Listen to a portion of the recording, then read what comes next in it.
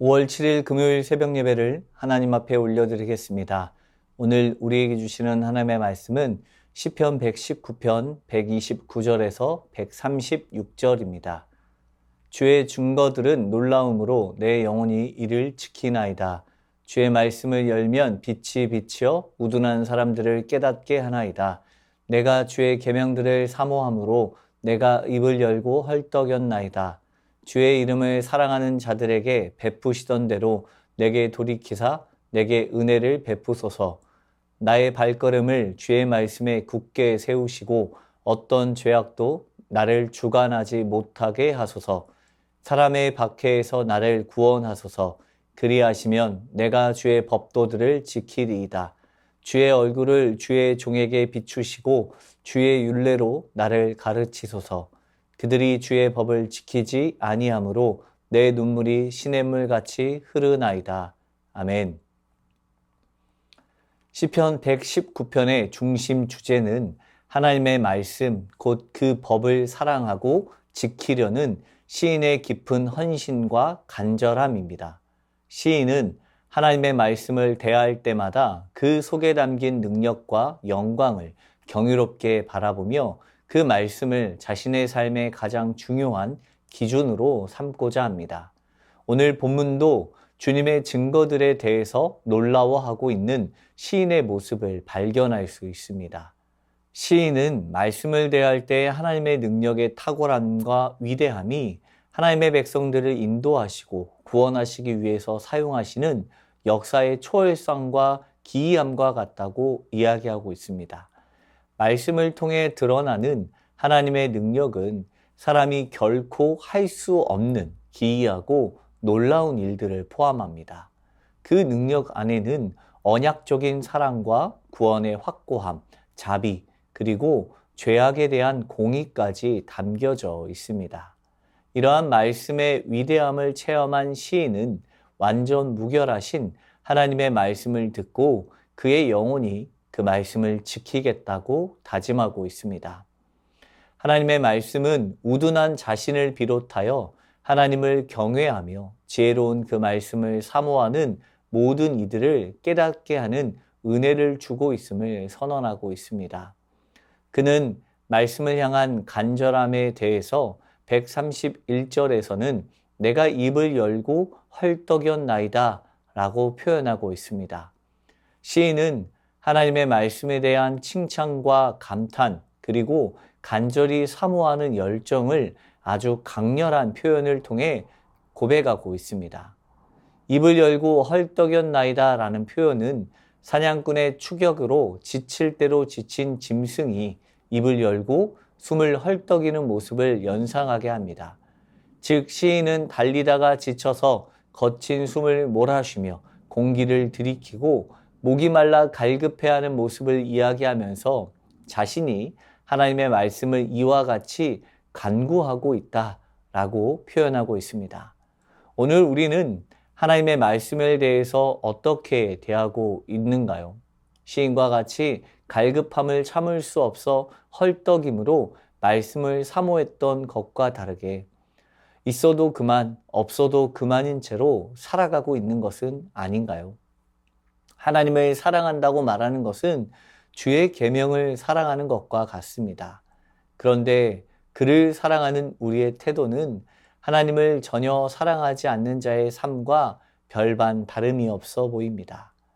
반면 시인의 고백을 보십시오. 시인은 계속해서 자신에게도 말씀을 사랑하는 자들에게 베푸시던 그 은혜를 베풀어 달라고 요청합니다.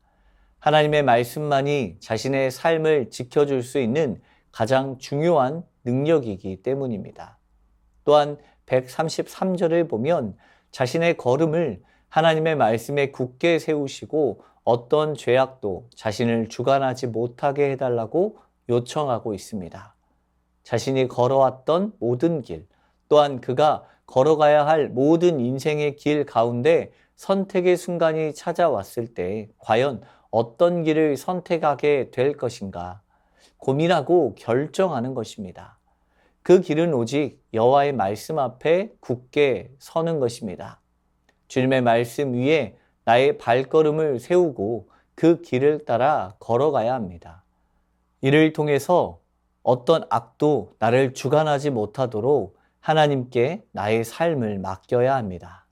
만약 어떤 죄악이라도 나의 삶의 침투에 들어오게 된다면 결국 그 인생은 하나님의 말씀 위에 굳게 서지 못하게 되며 실패와 멸망의 길로 치닫게 될 것입니다. 그렇기 때문에 성도는 더욱더 철저하게 자신의 삶을 뒤돌아 보아야 합니다. 나의 삶이 하나님의 말씀과 더불어 살아가기 위해서는 더욱더 철저하게 말씀 앞에 내 삶을 내려놓고 경계해야 합니다. 그리하여 어떤 죄악도 나의 삶을 주관하지 않도록 말씀의 능력을 따라 살아가는 삶이 되길 소망합니다. 이제 시인은 하나님의 개입을 구하며 사람의 압박에서 자신을 구원해 주실 것을 간절히 요구하고 있습니다. 시인은 대적들로부터 심각한 위협을 당하고 있었던 것으로 보여집니다. 하나님의 개입이 없을 경우 자신은 대적들의 공격과 위협에 노출되어 결국에는 파멸에 이를 수밖에 없었습니다. 그렇기 때문에 시인은 더욱더 강한 의지의 표현으로 그리하면 내가 주의 법도를 지키리이다 라고 요청하며 하나님의 말씀에 또 하나님의 구원을 강하게 구하고 있습니다. 그러나 그가 하나님을 향하여 구한 구체적인 은혜는 단순히 자신을 구해달라는 구원의 요청으로 끝나는 것이 아니라 135절에 주의 율례로 자신을 가르쳐달라고 외치고 있습니다. 고통 중에서 가장 먼저 자신의 육적 생명이 건짐을 받거나 원수들이 파멸을 당하거나 본래 있던 자리로 회복되는 것을 구하는 것이 아니라 하나님의 말씀을 가르쳐 주시는 은혜를 구하고 있는 것입니다. 시인은 하나님의 말씀을 절실하게 갈망하였습니다. 그것은 말씀을 통해서 자신이 바로 설 수 있음을 확신하고 있었고 죄악이 자신을 주장치 못할 것임을 알고 있었습니다. 하나님의 종으로서 하나님의 말씀을 따라 걸어가는 것만큼 그의 삶이 안전할 수 있는 것은 없습니다. 하나님의 말씀이야말로 이 세상에서 최상의 가치입니다. 그런데 악인들은 그 말씀을 업신여기며 주의 법을 지키지 않으며 살아갑니다. 시인은 그런 악인들의 모습을 볼 때 자신의 눈에서 눈물이 시냇물같이 흐른다며 슬퍼하고 있습니다. 하나님의 말씀에 대한 가치를 아는 이들은 악인들의 모습을 볼 때 하나님의 법을 지키지 않는 자들을 향하여서 연민의 감정을 갖게 되는 것입니다. 그들이 어떠한 고난을 겪고 있기 때문이 아닙니다. 어떤 상황이나 환경에 대해 연민을 품는 것이 아니라 말씀의 완전함을 알기 때문에 그들이 그것을 알지 못하기 때문에 외치는 안타까움입니다. 성도는 하나님의 법에 불순종하고 패역을 행하는 이들을 바라보며 눈물을 흘려야 합니다. 말씀을 업신여기고 무시하는 현실을 바라보며 눈물을 흘리는 이들이야말로 복음의 소중함을 경험하는 삶이 아니겠습니까?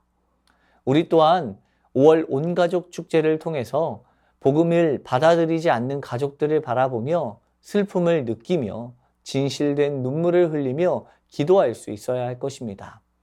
우리가 이 세상에서 붙들 유일한 생명의 줄은 바로 말씀뿐입니다. 말씀만이 우리의 삶을 자유케 하며 승리케 합니다. 그렇기 때문에 오직 하나님의 말씀을 붙잡고 살아가며 그 말씀으로 교훈받고 말씀이 깨닫게 하는 가르침대로 살아가는 오늘 우리의 삶이 되길 축복합니다. 주신 말씀 기억하며 기도하겠습니다. 시인처럼 입을 열고 헐떡이듯 말씀을 갈망하는 마음을 제게도 부어주시고 말씀 없이는 살 수 없는 심령이 되게 하옵소서. 선택과 결단의 모든 순간마다 하나님의 말씀을 기준 삼아 살아가며 죄악이 나를 주관하지 못하도록 내 발걸음을 말씀 위에 세워 주옵소서. 어떤 상황에서도 하나님의 뜻을 먼저 찾게 하시고 말씀을 통하여 깨닫고 순종하게 하옵소서.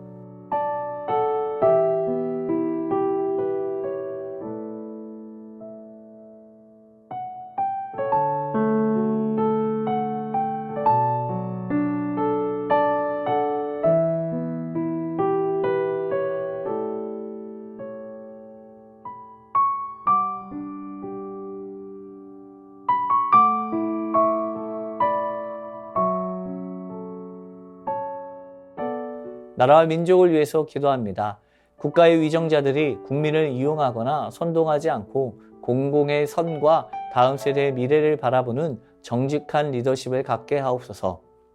대선 후보들이 당리당락에 매몰되지 않고 위기에 빠진 대한민국을 일으켜 세울 건강한 비전이 담긴 공약을 세우며 국민도 소망을 품고 투표에 임하게 하옵소서.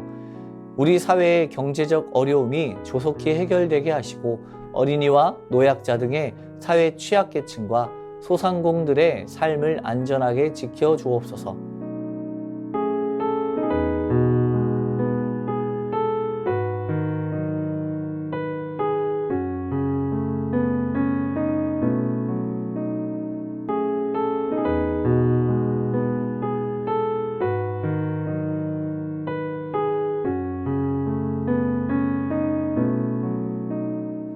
교회를 위해서 기도합니다.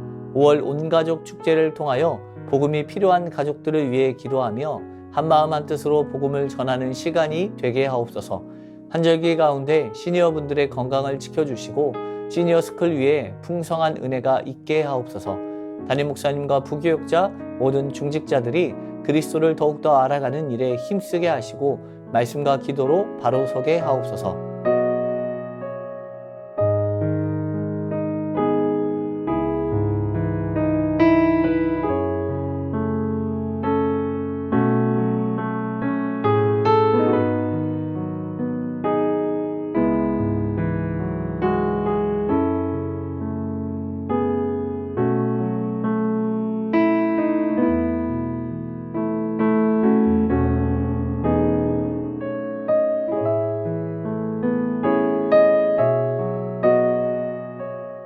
선교사님과 환우분들을 위해서 기도합니다. 스리랑카 박수키 선교사님을 위해서 기도할 때 기숙사 아이들이 새학기 동안 건강하게 학업을 잘 마칠 수 있도록 또한 사역에 지혜와 건강을 주시도록 기도해 주시길 바랍니다. 과테말라 도익찬 노잉자 선교사님을 위해서 기도하겠습니다. 아둘람 선교센터를 찾는 영혼들이 하나님을 만나고 영과 육이 회복되도록 센터를 지켜주심으로 의료사고 생기지 않고 늘 안전하도록 인근 마을로 주 1회 순회 사역을 나갑니다. 원주민 교회와 주민들을 섬기며 복음이 전해지도록 환우분들을 위해서 기도하겠습니다. 강중희 집사님, 염증 수치가 높아지고 콩팥 기능이 저하되어 기능 회복을 위해 관 삽입 시술을 하였습니다. 염증 수치가 떨어지고 콩팥 기능이 속히 회복되게 하옵소서. 오현정 간사님, 2차 항암을 마쳤습니다. 항암을 통해 폐, 부신, 췌장액을 분비하는 곳, 갑상선에 있는 암세포들이 깨끗이 사라지게 하시고 부작용 없게 하옵소서. 조정순 권사님 남편 백형호님, 뇌출혈로 입원 중에 있습니다. 일반 병실로 옮겼지만 아직 회복이 필요합니다. 주님 치료하여 주옵소서. 박홍규 집사님, 뇌경색 치료 후 재활 치료하고 있습니다. 일상생활에 아무런 어려움 없도록 온전한 회복을 주옵소서. 박세은 집사님, 유방암 발병 이후 뼈전이 되었습니다. 통증이 사라지고 회복의 역사가 나타나게 하옵소서. 양금숙 성도님, 이번 검사 결과 방사선 치료받았던 종양이 더 커지지 않고 있어 3개월 후에 다시 검사받기로 하였습니다. 커지지 않고 회복될 수 있도록 도와주옵소서. 김민정이 집사님, 방사선 치료 효과가 미비하여 호르몬제 약으로 치료하고 있습니다. 검사 수치가 올라가지 않고 떨어질 수 있도록 지켜주시고 이후 모든 과정을 주님께서 지켜주시옵소서. 권우순 권사님, 폐에 있는 종양이 커져 항암 치료제를 변경하였습니다. 변경된 항암 치료제로 인한 부작용 없이 온전히 치료되도록 지켜주옵소서. 노성민 형제님, 크론병으로 8주에 한 번 주사제 치료를 하고 있습니다. 부작용이 생기지 않도록 보호하여 주시고 소장의 염증이 잘 치료되어 음식을 잘 먹고 새로운 삶의 현장으로 나아갈 수 있는 용기를 주옵소서. 이 외에도 수술 이후 회복 중에 계신 분들과 어려움 가운데 있는 분들을 위해서도 함께 기도하길 원합니다. 선교사님과 환우분들을 위해서 기도하다가 자유롭게 기도하겠습니다.